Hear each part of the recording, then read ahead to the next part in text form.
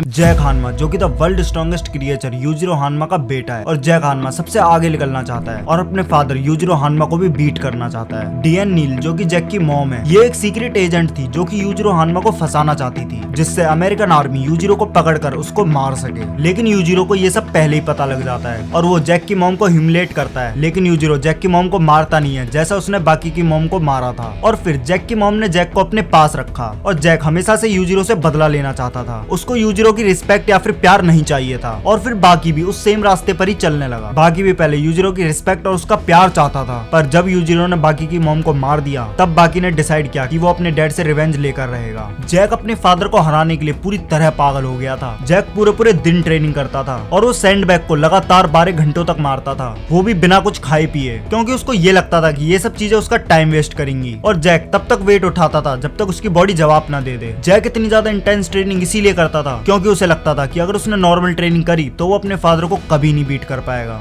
बाद में जैक एक डॉक्टर जॉन नाम के आदमी से मिलता है जिन्होंने यूजिरो को एक पोलर बियर मारते हुए देखा था और यहाँ से जैक की पूरी एंटायर बॉडी और लाइफ चेंज हो जाती है। और उस डॉक्टर ने जैक से प्रॉमिस किया कि अगर तुम मेरे ड्रग्स को लोगे तो तुम्हें बहुत ज्यादा अच्छे रिजल्ट मिलेंगे और उस ड्रग का नाम था X4। जैक अपनी ट्रेनिंग भी करता और साथ ही साथ वो ड्रग्स को भी कंज्यूम करता था और इस वजह से जैक पहले से भी बहुत ज्यादा पावरफुल हो चुका था। और फिर जैक धीरे धीरे ड्रग्स से एडिक्टेड हो जाता है एंड जैक मेंटली अनस्टेबल होने लगा था। और डॉक्टर जॉन खुश थे जैक के रिजल्ट को देखकर, पर उन्होंने जैक को बताया कि तुम कुछ ज्यादा ड्रग का यूज कर रहे हो। बट फिर भी उन्होंने जैक को और ज्यादा ड्रग्स दे दिए और इससे जैक इतना ज्यादा पावरफुल हो गया कि उसने अपने फादर की तरह एक पोलर बियर को बेयर हैंडेडली मार दिया, वो भी बहुत ज्यादा ब्रूटली। और टूर्नामेंट में जैक ने बाकी के साथ फाइट करी लेकिन बाकी ने जैक को हरा दिया था क्योंकि ड्रग के ओवरडोज की वजह से जैक की बॉडी में से फाइट के बीच में ही सारे ड्रग्स उसकी बॉडी से बाहर निकल जाते हैं। मैक्सिमम टूर्नामेंट के बाद जैक ने अपनी बॉडी पर कुरेहा से सर्जरी करवाई जिससे उसकी हाइट बहुत ज्यादा बढ़ जाती है। और जैक की इस हाइट को सबसे पहले रैत्सू ने देखा था। रैत्सू ने जैक को एक रेस्टोरेंट में देखा था जहां पर जैक एक फुल स्टिक मंगाता है और उसको 10 सेकंड में खत्म कर देता है। और रैत्सू जैक की इस हाइट को देखकर बहुत ज्यादा चौंक जाता है। जैक को रैत्सू इसीलिए याद था क्योंकि जैक ने रैत्सू को मैक्सिमम टूर्नामेंट में देखा था। और बहुत सारे लोगों को लगता है कि जैक को आगे जाकर एक डीमन बैक मिलेगी, लेकिन मेरे ख्याल से जैक को डीमन बैक नहीं मिलेगी क्योंकि जैक यूजिरो की आंखों में इम्प्योर है। और यार जैक की मॉम एक कैनेडियन थी ना कि जैपनीज, लेकिन बाकी की मॉम जैपनीज थी। शायद ये रीजन हो सकता है कि जैक को डीमन बैक ना मिले। और यार जब जैक बहुत ज्यादा पतला था तब वो बहुत ज्यादा ट्रेनिंग करता था